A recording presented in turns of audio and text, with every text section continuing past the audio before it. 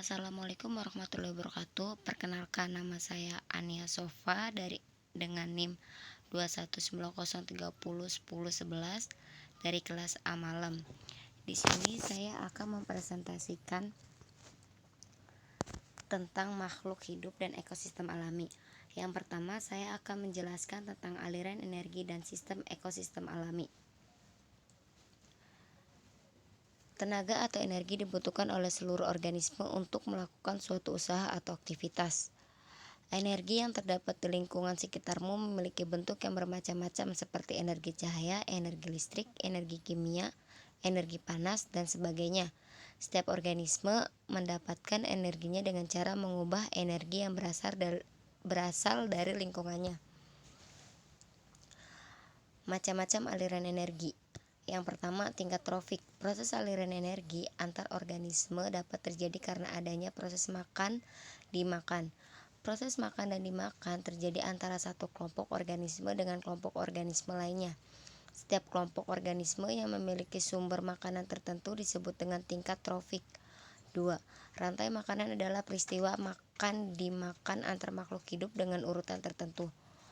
Contoh dari rantai makanan: rumput dimakan belalang, belalang dimakan katak, katak dimakan ular, ular mati diurai oleh jamur.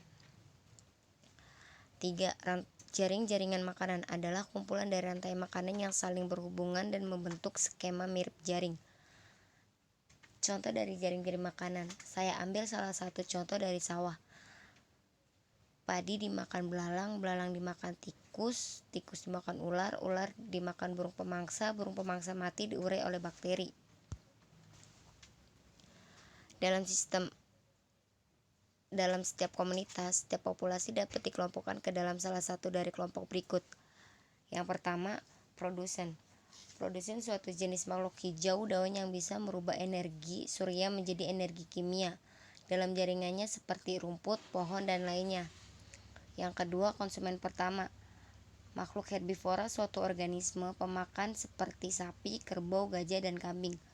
Yang ketiga, konsumen kedua. Makhluk karnivora suatu organisme pemakan karnivora seperti manusia, harimau, ular, dan lainnya. Yang ketiga, parasit, yaitu organisme yang memakan makanan yang telah dicerna oleh organisme lainnya sebagai tempat hidupnya, seperti benalu, jamur, dan lainnya. Yang kelima, pemakaian bangkai organisme yang hidup dari kotoran hewan atau tumbuhan yang telah membusuk. Yang keenam, pengurai. Pengurai yaitu mikroba yang menguraikan organisme atau sampah organik menjadi zat kimia atau energi ke lingkungannya dan dapat diserap kembali oleh makhluk hidup. Proses aliran energi dalam ekosistem. Keseimbangan dalam lingkungan dapat terjadi karena adanya keterkaitan komponen-komponen lingkungan yang membentuk sistem ekologi atau ekosistem. Aliran energi dalam ekosistem.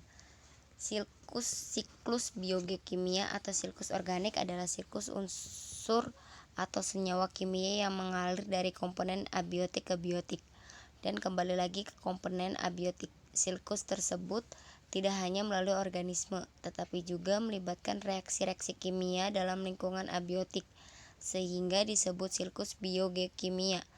Siklus tersebut antara lain: siklus air, penguapan air di satu titik yang dilakukan secara terus-menerus sampai membentuknya awan dengan volume tertentu yang didorong oleh udara sampai terjadinya rintik hujan.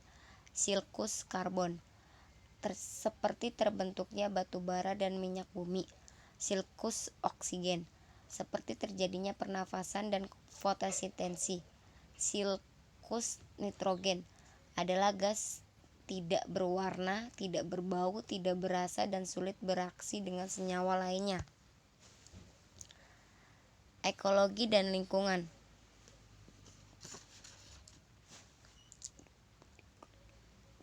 Kehidupan, proses dan adaptasi, distribusi dan kelimpahan organisme, pergerakan material dan energi melalui suksesi ekosistem, dan kelimpahan dan distribusi keanekaragaman hayati dalam konteks lingkungan.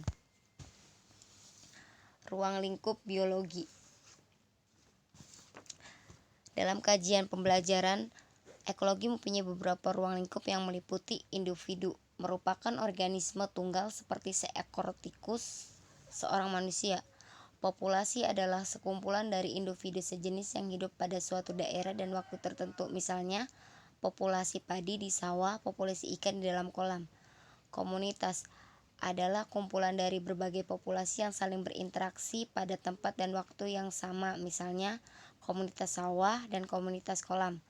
Ekosistem adalah kumpulan beberapa komunitas beserta lingkungan biotik dan lingkungan abiotik yang ada di dalamnya.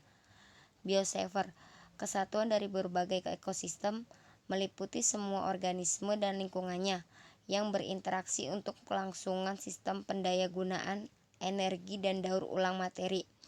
Bioma merupakan tempat yang luas yang di dalamnya terdapat jenis-jenis makhluk hidup. Asas-asas ekologi. Komponen atau asas penyusunan ekologi terdiri dari dua macam komponen, yaitu satu, komponen biotik yaitu komponen yang berupa makhluk hidup, baik tumbuhan maupun hewan. Dalam sebuah ekosistem, tumbuhan berperan sebagai produsen dan hewan sebagai konsumen. Yang kedua, komponen abiotik, yaitu komponen yang tidak hidup yang meliputi faktor fisik dan kimia. Interaksi antara komponen. Yang pertama, interaksi antara organisme. A. Netral adalah hubungan yang tidak saling mengganggu atau mempengaruhi satu sama lain. Contohnya, ayam dengan sapi, tikus dengan serangga. Yang kedua, predasi adalah hubungan antara mangsa dan pemangsa. Contohnya, singa dengan kijang, kucing dengan tikus.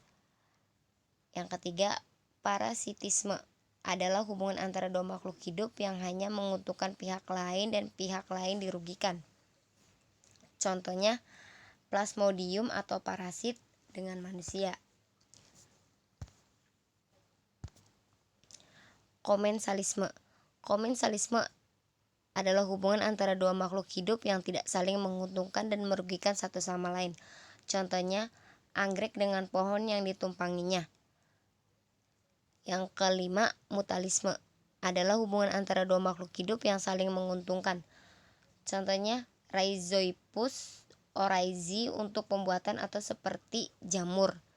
Yang keenam, kompetensi adalah hubungan antara makhluk hidup yang saling berkompetensi untuk kelangsungan hidup.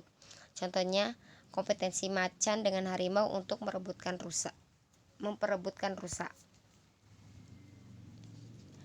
Interaksi antara komponen biotik dengan abiotik membentuk suatu hubungan antara organisme dengan lingkungannya yang menyebabkan aliran energi dalam sistem tersebut. Selain aliran energi juga terdapat keanekaragaman biotik serta siklus materi. Dengan adanya interaksi tersebut, suatu ekosistem dapat mempertahankan keseimbangannya. Sekian dari saya. Wassalamualaikum warahmatullahi wabarakatuh.